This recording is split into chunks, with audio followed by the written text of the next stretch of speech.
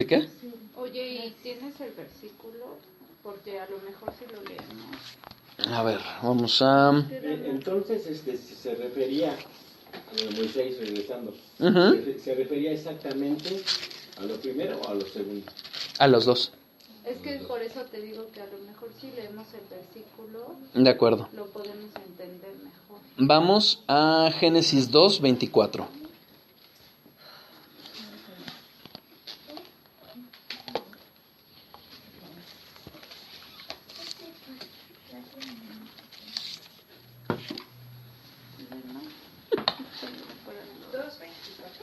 Sí. 2:24. Génesis 2:24. Por tanto dejará el hombre a su padre y a su madre y se unirá a su mujer y serán una sola carne. ¿Sí?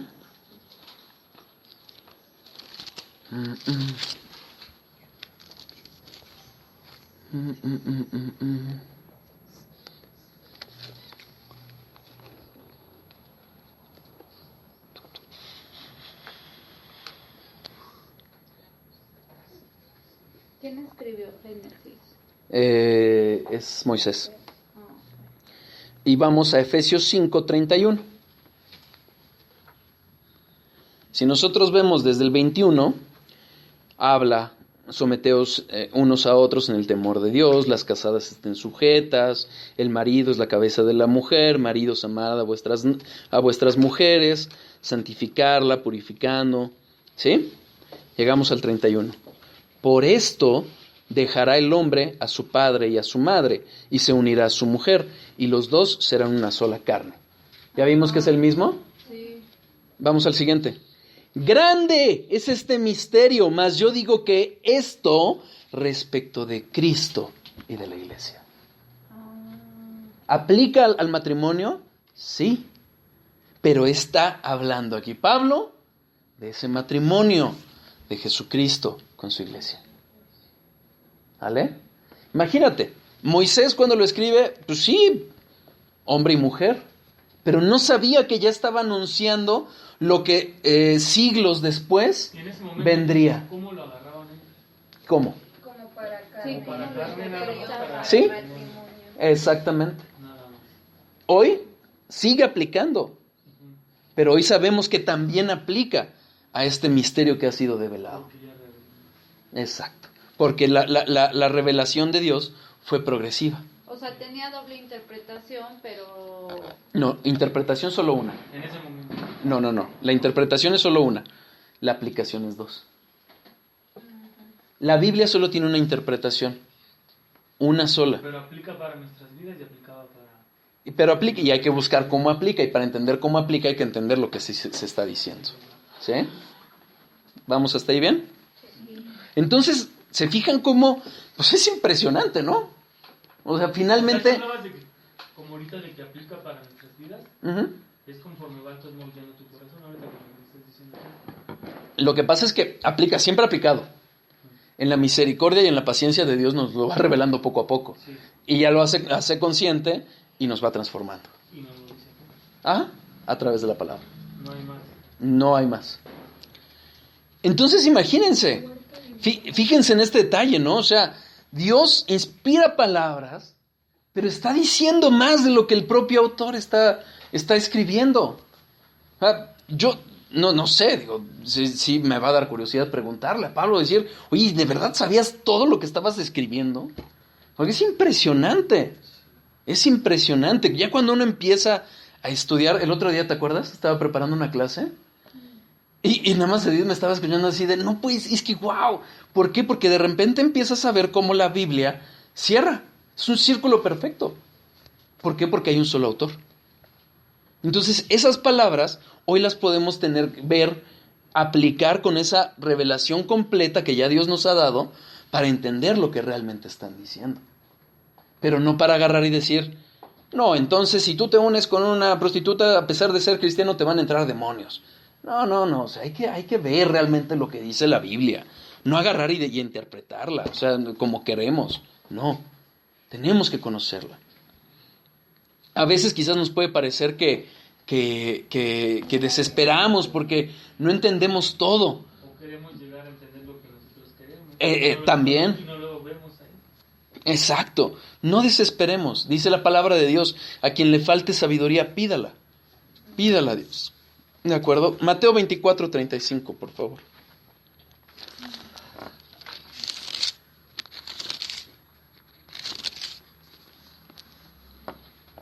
Es más o menos lo mismo que veníamos leyendo. El cielo y la tierra pasarán, pero mis palabras no pasarán. No mis pensamientos, no mis ideas, no mis proyecciones, mis palabras. Está hablando de palabras concretas. Entonces, hermanos, la verdad es que la próxima vez que nosotros lleguemos a pensar y decir, bueno, es que eso lo dijo un hombre en un momento cualquiera y eso ya no nos aplica. No, es palabra de Dios y como tal, digna de estudiarse, digna de entenderse, de analizarse.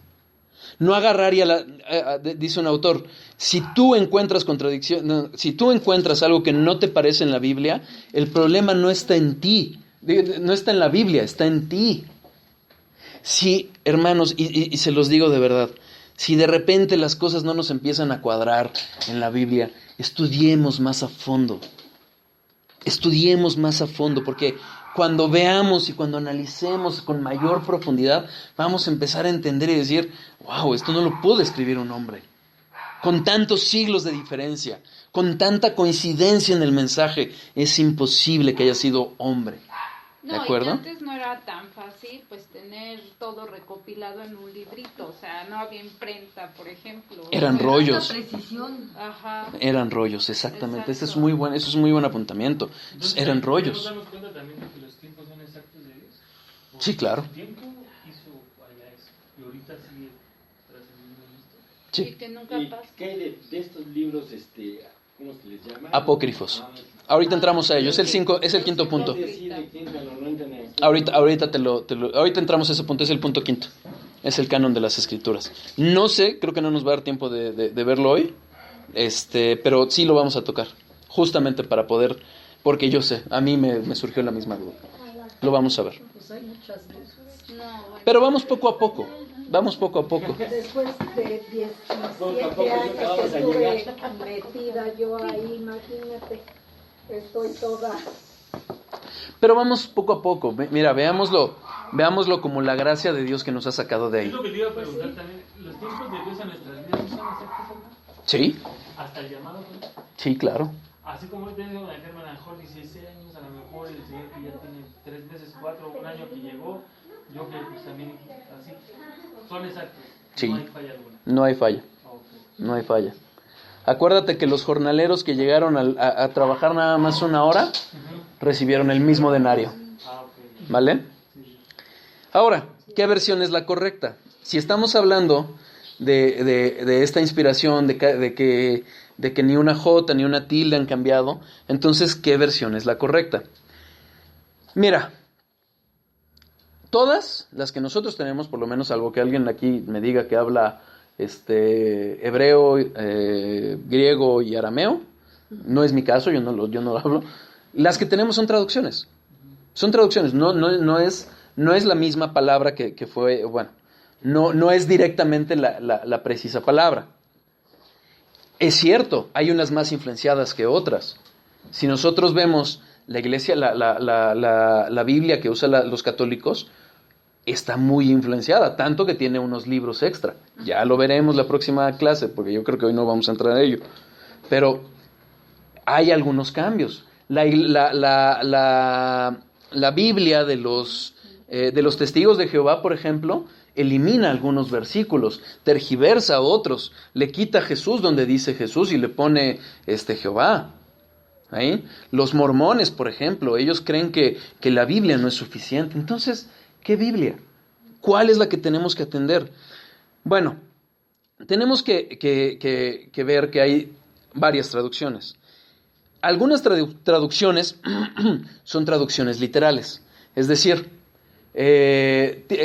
buscan traducir palabra, si no palabra por palabra, sí enunciados o frases por frases.